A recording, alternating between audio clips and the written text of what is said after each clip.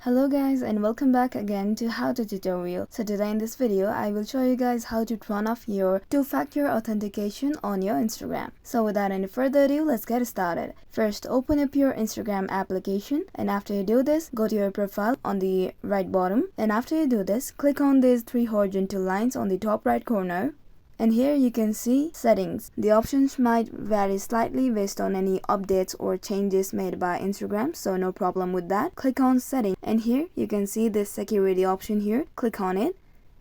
And from here you can change all of your security information of your Instagram. So all you need to do is tap on this two-factor authentication.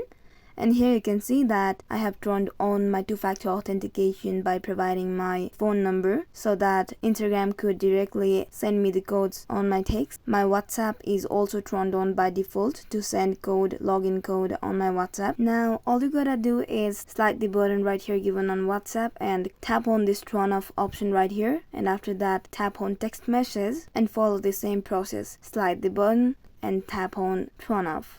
Now with this, you can see that my two-factor authentication has been turned off. So this was it for today guys. I hope you all guys liked the video, and if you guys find the video helpful, then do not forget to like and subscribe the channel.